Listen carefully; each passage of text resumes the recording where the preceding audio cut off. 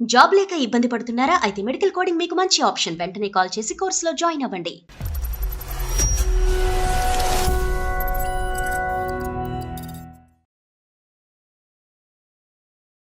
మా ఫ్రెండ్ హరీష్ బెంగళూరులో జాబ్ చేస్తుండే సార్. ఓకే. హరీష్ బెంగళూరు రమ్మని చెప్తే బెంగళూరుకి వెళ్ళినా సార్. Okay okay. ఒక 1 hour 2 hours మాతో నుండి ఒక వర్క్ ఉందని చెప్పి బయటకు వెళ్ళింది. ఓకే, హరీష్ వెళ్ళిపోయాడు, కానీ వైఫ్ ఉందా? ఆమె నేను ఇద్దరం కమిట్ అయిపోయినాం సార్.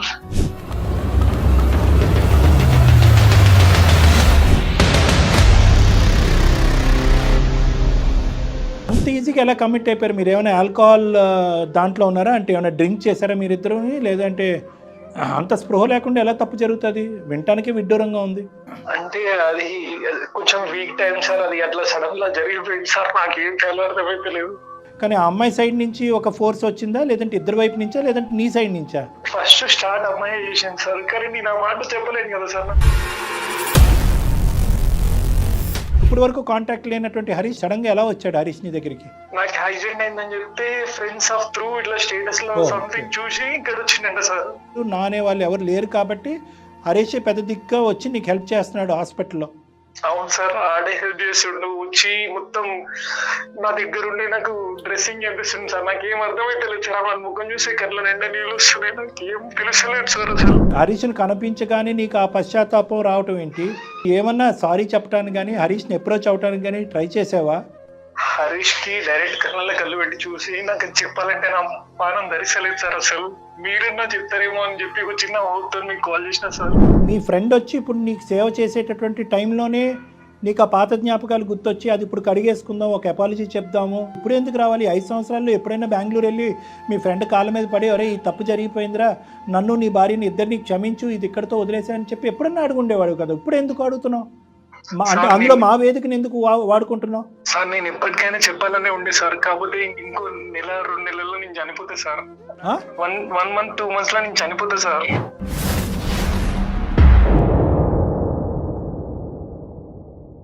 నీ యొక్క ప్రాణం పోతుంది రానున్న రోజుల్లో అనేది ఎంత సానుభూతి ఉన్నా కూడా నీ ఆలోచనలో తప్పు ఉంది. కేవలం నీ మనసులో భారం తగ్గుతుంది కాబట్టి ఈ సమస్యకి ఈ విధమైనటువంటి పరిష్కారం అబ్బా ఇక్కడతో చెప్పేసాను నాది అయిపోయిందిరా అంటే కనుక నీది అయిపోద్ది అక్కడ మొదలవుతుంది. కరెక్ట్. వాళ్ళు హ్యాపీగా ఉంటారని ఎట్లా అనుకుంటున్నారు రవి? మీరు ఇంత నిజాన్ని చెప్పినప్పుడు నీది అయిపోతుంది అక్కడ మొదలవుతుంది, వాళ్ళ బాధలు మొదలవుతాయి.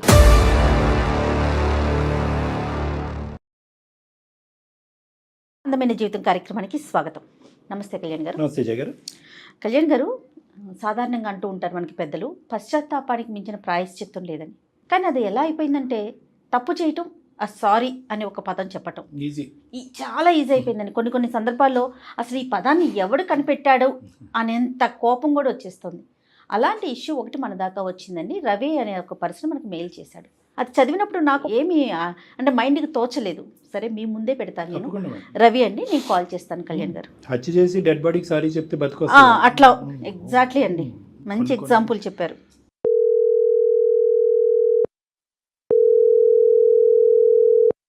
హలో, నమస్తే అండి. హలో, నమస్తే అండి, రవి గారా మాట్లాడేది? నేను జయానండి, సుమన్ టీవీ అందమైన జీవితం ప్రోగ్రామ్ నుంచి కాల్ చేస్తున్నాను. Madam thanks madam, thank you so much. చాలా సార్లు మెయిల్ చేసినా మీకు, మీరు చేస్తారు అనుకోలేదు మేడం. అందుకనేనండి మీ మెయిల్ చూసే డాక్టర్ గారి అపాయింట్మెంట్ తీసుకొని మరీ కాల్ చేశాను. నాతో పాటు డాక్టర్ కళ్యాణ్ చక్రవర్తి గారు కూడా ఉన్నారు. ఒక్కసారి మీరు మెయిల్లో పెట్టిన విషయాన్ని డాక్టర్ గారితో మాట్లాడండి. Okay madam. Okay. Hello Ravi. Sir చెప్పు నాన్న, చాలా ఎమోషనల్గా ఉన్నావు, ఏంటి సమస్య? మా ఫ్రెండ్ కి నాకు చిన్న డిస్టర్బెన్స్ సార్. అది ఒక 5 years నుంచి నా ఎమ్మటి పడుతుంది సార్ నా లైఫ్ లా. ఏంటా డిస్టర్బెన్స్? చిన్నది అంటున్నావు, ఇమోషన్ విపరీతంగా చూపెడుతున్నావు. అది చిన్నదా పెద్దదా? నాకేం అర్థం అవుతలేదు. పర్లే కంగారు పడద్దు, చెప్పండి. హరీష్ అని చెప్పి మా ఫ్రెండ్ ఉంటుండే సార్. ఆయన నేను ఒకరు చిన్నప్పటి నుంచి ఫ్రెండ్స్, చైల్డ్హుడ్ ఫ్రెండ్స్. నీ వయసు ఎంత రవి? 30 సార్ నా వయసు. మ్యారేజ్ అయిందా? అతనికి అయింది సార్, నాకు కాలేదు. మీకు మ్యారేజ్ అవ్వలేదు అంటే చిన్నప్పటి నుంచి అంటున్నారు. స్కూల్ ఫ్రెండ్సా? ఒకే వీధిలో ఉన్నారా? ఒకే ఊరా? చిన్నప్పటి నుంచి మేము ఆర్గనైజేషన్ ఫ్రెండ్స్ సార్ ఇద్దరం. అది సార్, ఇది అనాథాశ్రమాల్లో పెరిగారా? అవును సార్. వాస్తవానికి ఆ బాండ్ ఇంకా ఎక్కువ ఉంటుంది మేడం. ఎందుకంటే తల్లిదండ్రులు లేనటువంటి ప్రేమని స్నేహితుల్లోని స్నేహితురాల్లోని చూసుకుంటారు. సహజం, చాలా కామన్ అది. ప్రాణ స్నేహితుల మధ్యన విభేదం రావడానికి కారణం ఏంటి నాన్న?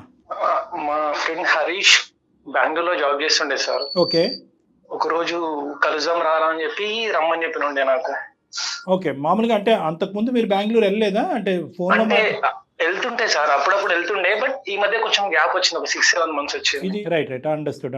హరీష్ బెంగళూరు రమ్మని చెప్తే బెంగళూరుకి వెళ్ళినా సార్. ఓకే ఒక 1 hour 2 hours మాతో నుండి ఒక వర్క్ ఉందని చెప్పి బయటకు వెళ్ళింది. ఓకే, హరీష్ వెళ్ళిపోయాడు, కానీ వైఫ్ ఉందా?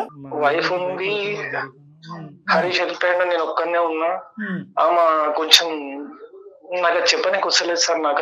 నాకు చాలా బాధ అవుతుంది సార్. సడన్ లా ఇద్దరం, ఆమె నేను ఇద్దరం కమిట్ అయిపోయినాం సార్. తప్పైతే జరిగింది మీ ఇద్దరి మధ్యన.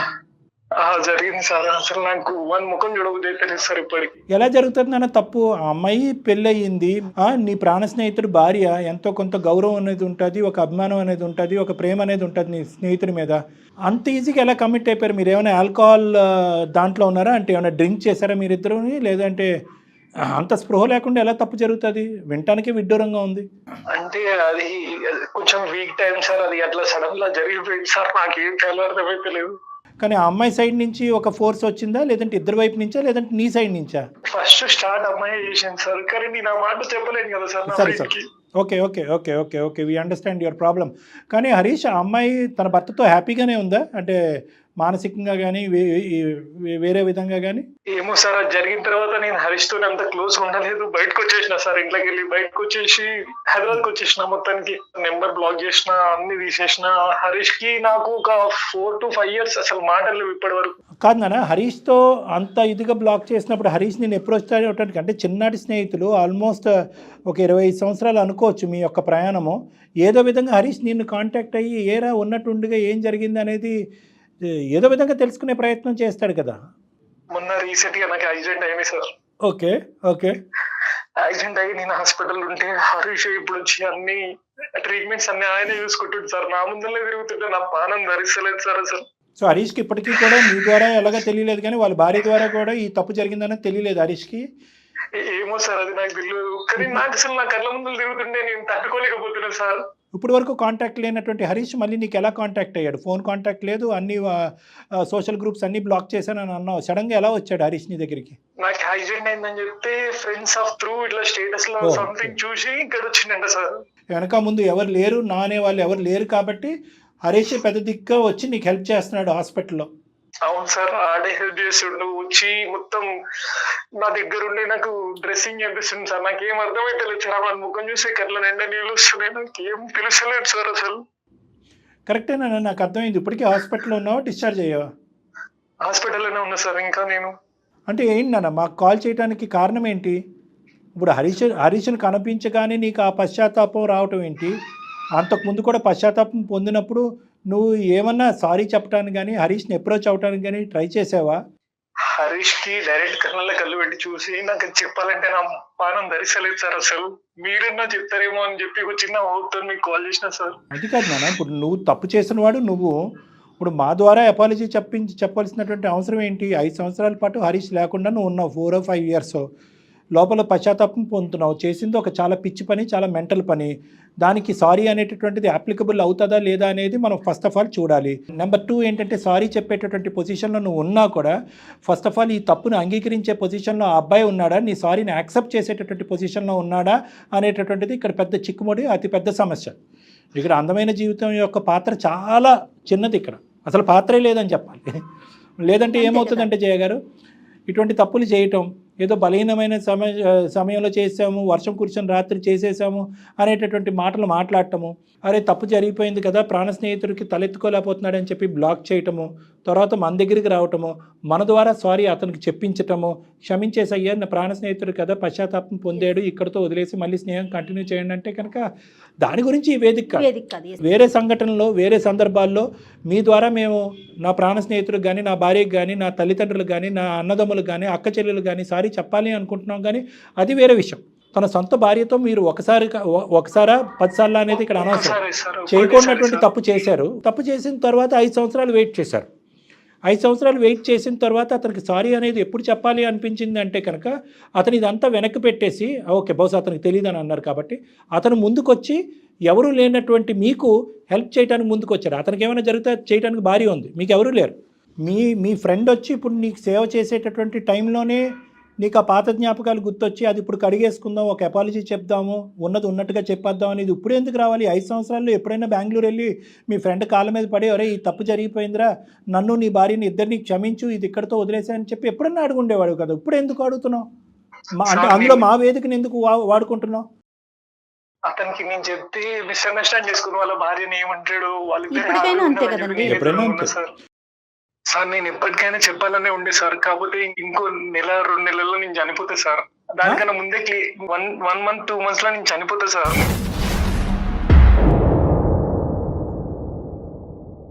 ఎవరు చెప్పారు నువ్వు చనిపోతున్నా? చెప్పింది సార్. నేను ఇప్పుడు హాస్పిటల్లోనే ఉన్నా సార్. వాడు నా ముందరనే నా కన్నా ముందు తిరుగుతుంటే నాకు మంచిగా అనిపిస్తలేదు సార్ అసలు. సో నీ మాటలు మేము నమ్మచ్చా? నమ్మొచ్చు సార్, ఏం ప్రాబ్లం లేదు. కావాలంటే వీడియో కాల్ చేయండి, బిల్స్ పంపించమంటే బిల్స్ కూడా మెయిల్ చేస్తాను, నాకేం ప్రాబ్లం లేదు సార్. అవన్నీ అక్కర్లేదులే, కానీ ఇది చాలా బాధాకరమైన అంశం. ఆ రోజు యాక్సిడెంట్ అయినప్పుడు నా 2 కిడ్నీలు డ్యామేజ్ అయినాయి సార్. ఇంకా నేను ఎన్ని రోజులు బతుకుతున్నాను, డాక్టర్లు ఒక 2-3 months అనే చెప్పేది సార్. అందుకే నేను చనిపోయే లోపు మా ఫ్రెండ్కి నిజం చెప్పి చనిపోదాం అనుకున్నా సార్. నువ్వు చనిపోబోతున్న 2 monthsలో అనేటటువంటిది చాలా బాధ కలిగే అంశము. దానికి పూర్తి స్థాయి సానుభూతి అనేది మాకుంది.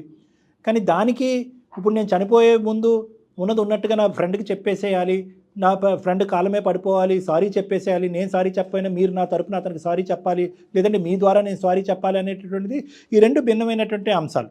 తన మనసుని తేలికపరచుకోవటం కోసం అంటే తప్పు చేయలేదు, స్వార్థం కనిపిస్తుంది కదా మేడం. ఇక్కడ 100% కనిపిస్తుంది డాక్టర్ గారు, స్వార్థం కనిపిస్తుంది. నా బాధ అంటే ఒకటి చెప్తున్నాను జయ గారు, అంటే నువ్వు కూడా వినాలి రవి. ఇక్కడ నేను చెప్పాలి అంటే కనుక చెప్పటం వెనకాతల ఓకే, నీ బాధ అనేది కొద్దిగా తిరుగుతుంది. ఒరే ఒక పాపం పని చేసిన తర్వాత చనిపోతున్న నన్ను నా ప్రాణ స్నేహితుడికి ఒక మంచి చేసిపోతున్నాను అనుకుంటే అది వేరే విషయం. ఇక్కడ ఎవరికి మంచి జరుగుతుంది? నీ ఫ్రెండ్కి జరుగుతుందా? నీ ఫ్రెండ్ భార్యకి జరుగుతుందా? 5 సంవత్సరాల పాటు వాళ్ళ జీవితం సాఫీగా జరుగుతుంది, ఏమీ లేనట్టుగానే వాళ్ళు ముందుకు వెళ్తున్నారు. ఎందుకంటే నీ ఫ్రెండ్ ఇక్కడి వరకు వచ్చాడంటే కనుక బహుశా ఇప్పటి వరకు కూడా అతనికి ఈ విషయం తెలియదు అనేది మనం నమ్మాలి. ఎందుకంటే తెలిస్తే కనుక ఏ మగాడు సహించడు, ఏ మగాడు అంత పెద్ద మనసు చేసుకుని వచ్చి ఇక్కడ నీకు సేవ చేయడు.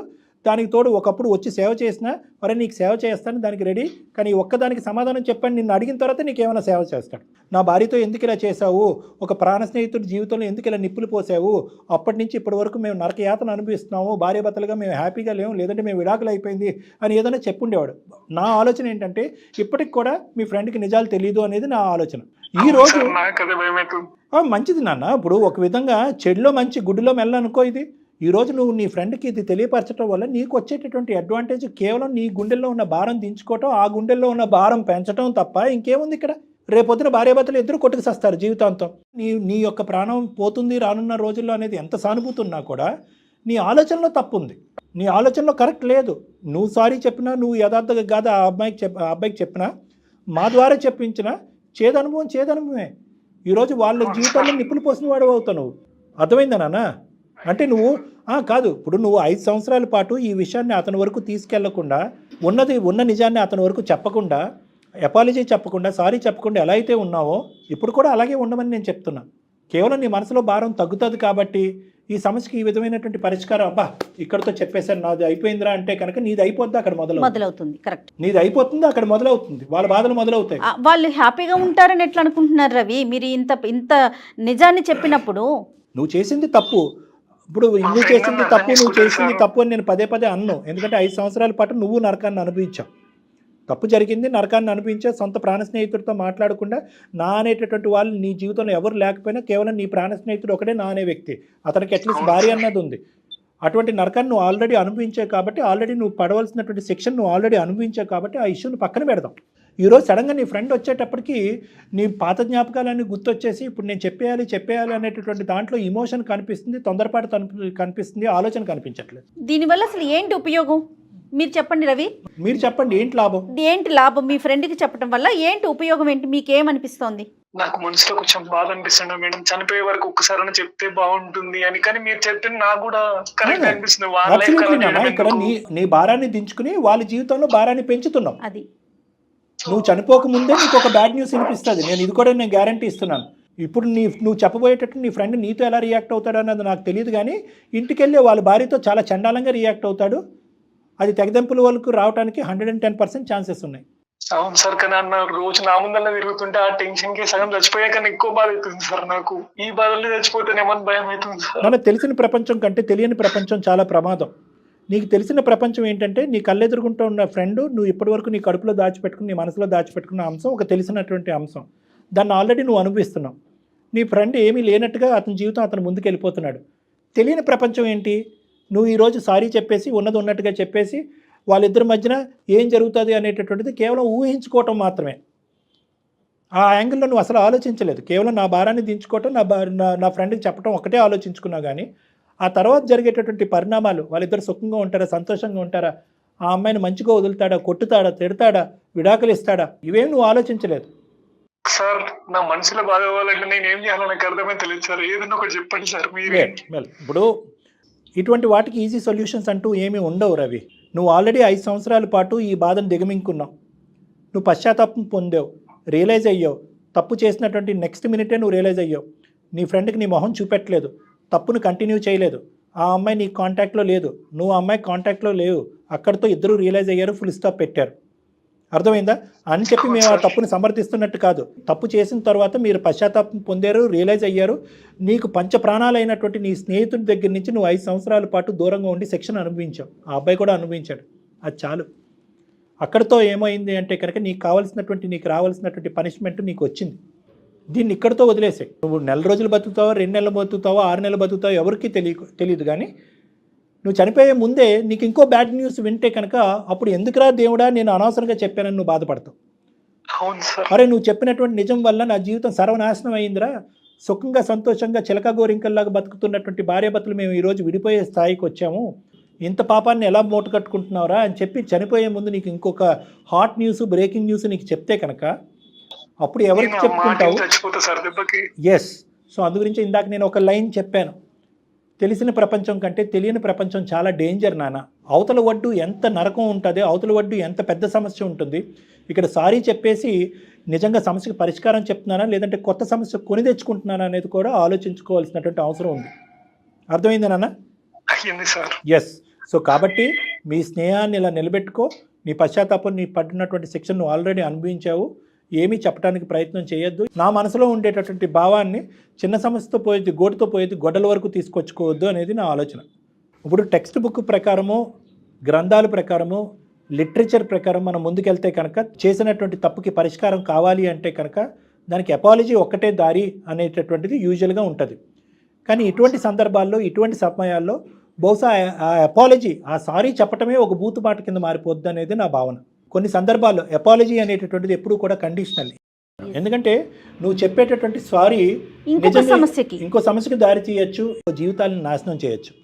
కాబట్టి నీ సారీ అనేటటువంటిది కేవలం నీ గుండెల్లో భారాన్ని తగ్గించడం గురించే ఉపయోగపడుతుంది. కానీ ఇంకో జీవితాన్ని నిలబెడతాదా లేదా అనేది ఒక చాలా క్వశ్చన్ మార్క్. కాబట్టి ఇక్కడ సారీ ఉన్నది ఉన్నట్టుగా అతనికి చెప్పాలి అనేటటువంటి అంశాలు నువ్వు విరమించుకుంటే మంచిది అనేటటువంటిది నా క్లినికల్ ఒపీనియన్.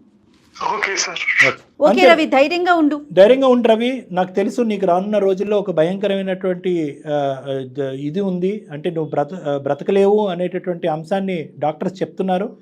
కానీ గోరంత ఆశ ఉంటే కనుక చూడు, ఇంకా ఏమైనా క్లినికల్ ఒపీనియన్స్, డాక్టర్స్ ఒపీనియన్స్, ఇంకా హెల్త్ పరమైనటువంటి ఇది ఏమన్నా ఇంకా కన్సల్టేషన్స్ తీసుకుని నీ జీవితాన్ని, నీ ప్రాణాలను నిలబెట్టుకునేటటువంటి ప్రయత్నం చేయి. దానికి సంబంధించినటువంటి హెల్ప్ ఏమైనా కావాలంటే దానికి నేను ప్రొవైడ్ చేస్తాను. మెడికల్ హెల్ప్ కావాలంటే చేస్తారు డాక్టర్ గారు. మేము వచ్చి నిన్ను కలుస్తాము. ఆ విధమైనటువంటి హెల్ప్ ఇవ్వడానికి మేము పూర్తి స్థాయి సహకారం చేస్తాను. మనోధైర్యంగా ఉండండి. మనోధైర్యానికి మించిన మందు లేదంటారు. రవి ఓకేనండి? Okay madam, thank you so much. Okay Ravi, all the best. Right, thanks madam. ఇలాంటి ఏరియాస్లో మనం పూర్తి స్థాయిలో హెల్ప్ చేయలేం మేడం. అసలు అంటే చెయ్యటం కూడా కరెక్ట్ కాదు, నా పర్సనల్ ఒపీనియన్. మనం చేయకూడదు మేడం అని చెప్పి ఆ అబ్బాయి చేత కూడా చేయించలేదు, ఎందుకంటే ఇష్యూ కాంప్లికేట్ అవుతుంది. చాలా చక్కటి డెసిషన్ చెప్పారండి. నమస్తే డాక్టర్. Thank you.